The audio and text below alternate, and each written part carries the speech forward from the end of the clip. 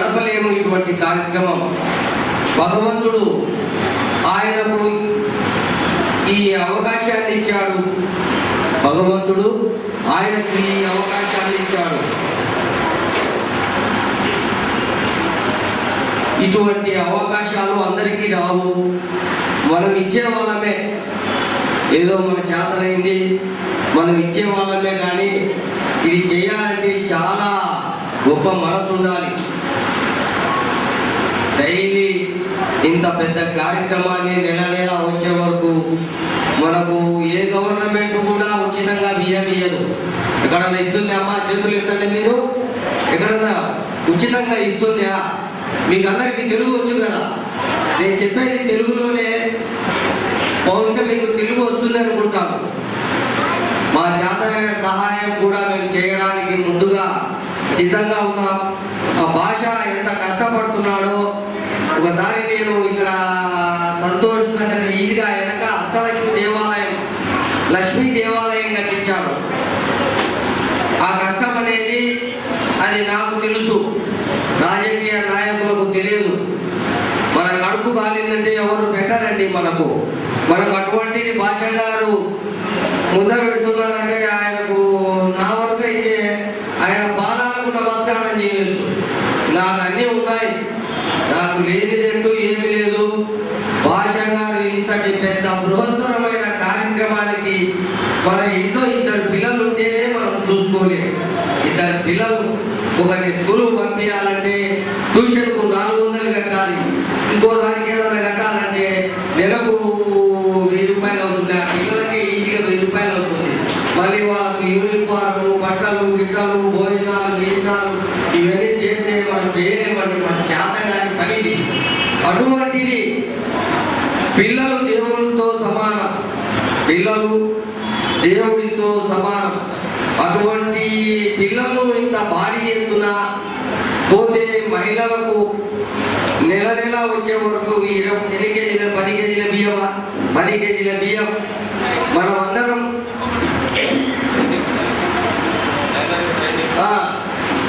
Tailoring training మనము పెద్దవాళ్ళం. మనం ఏదన్నా చేస్తే ఆయన పంచడానికి సిద్ధం. మన దగ్గర ఉన్నది మనం ఇచ్చామనుకోండి, ఆయన ఇటువంటి పేద బాలికలకు అందరికీ లక్షణంగా సాగుతాడు. ఆయన అంటే ఆయనకు భగవంతుడు ఇటువంటి సంకల్పాన్ని ఇచ్చినందుకు చాలా గొప్ప మనసు. నేను చూస్తున్నాను, ఒక దేవాలయం నడపడానికి ఒక దీపారాధన, బహుశా మీకు తెలిసే ఉంటుంది, దీపం ఒత్తి ఎత్తి వెలిగించడానికి ఎంత కష్టపడాలో. బహుశా దీపం అంటే అందరికీ తెలుసు కదమ్మా. మన కరెంటు పోతే ఇంత కృష్ణాయ వచ్చి వెలిగిస్తాం. దీపం అంటే మనం నూనె వేసి వెలిగిస్తాం. ఆ నూనె వేసి వెలిగించడానికి ఎంత కష్టమో ఈ రోజులో చాలా కష్టం. అటువంటిది ఈ కలియుగంలో ఇటువంటి భోజనం పెట్టే మహాదాత దొరికినాడంటే ఆయనకు నేను అయితే చాలా వండర్ చెప్పాల్సిన విషయం, చాలా గొప్ప విషయం. ఏ రాజకీయ నాయకులు వస్తారు, ఏదో అంటారు, అదంటే ఇదంటే మేము ఏం చేస్తామంటే ఏం చేయరు. మనమంతా ఇంతే. వాళ్ళు కరెంటు బిల్లులు పెంచుకుంటారు, మనం ఇంతే, మనం కడుతూనే ఉంటాము. ఇటువంటి వాళ్ళకు అంటే మహాపుణ్యం. ఎక్కడైనా మన గవర్నమెంట్ ఏది 2 రూపాయలు కిలో బియ్యం, రూపాయి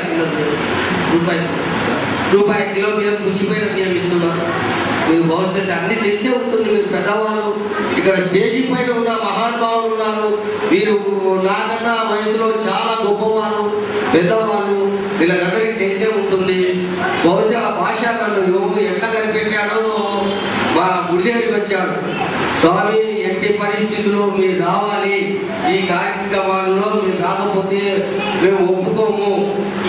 ఆయన నా అడ్రస్ కనుక్కొని సంతోష్ నగర్ ఈద్గా వెనక మన ఈద్గా మనమందరము నవాజ్ చేసి సంవత్సరానికి ఒకసారి నవాజ్ చేసి ఈద్గా, ఫస్ట్ ఈద్గా ఇది, రెండో ఈద్గా అది, దాని వెనక ఒక దేవాలయం ఉంది.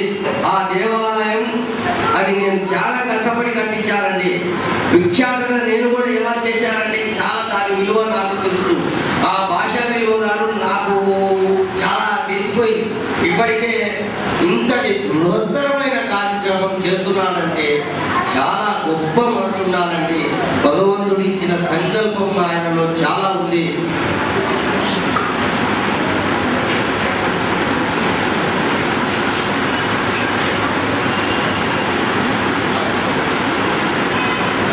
అందరూ వినియోగించుకోండి ఈ అవకాశాన్ని.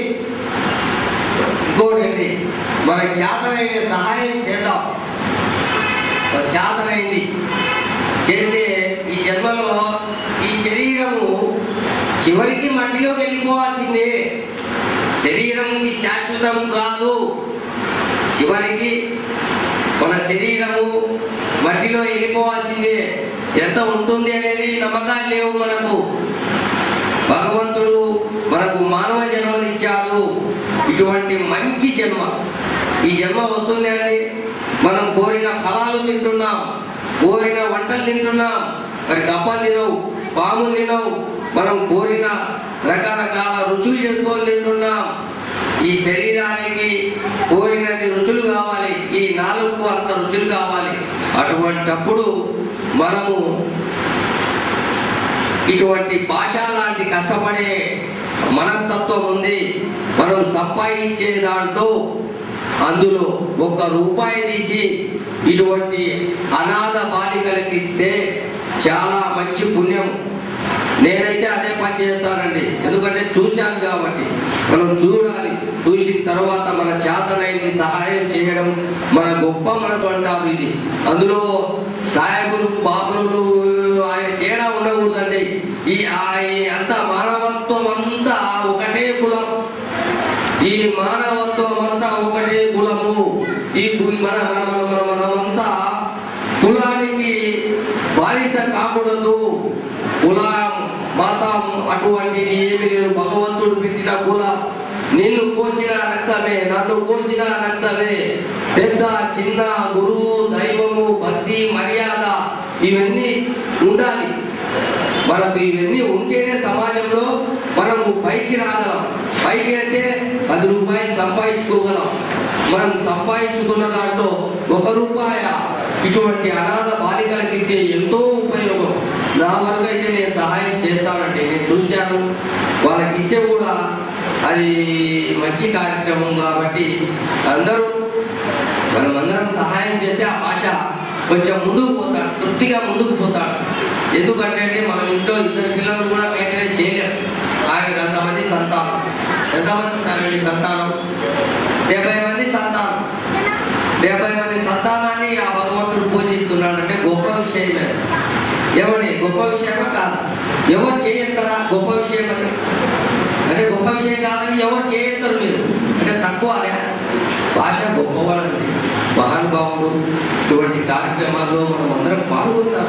మంచి కార్యక్రమం చేస్తున్నప్పుడు మన వంతు సహాయం మనము చేద్దాం. ఎందుకంటే ఏది ఊరుకున్నా ఇది ఊరుకోదు.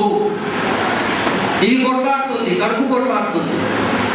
మనం కొట్లాడకపోయినా కడుపు అయితే నిత్య కొట్లాడుతుంది. ఏరా నాకు పెట్టలేదు అనే ఉద్దేశంతో భాష గారికి మరియు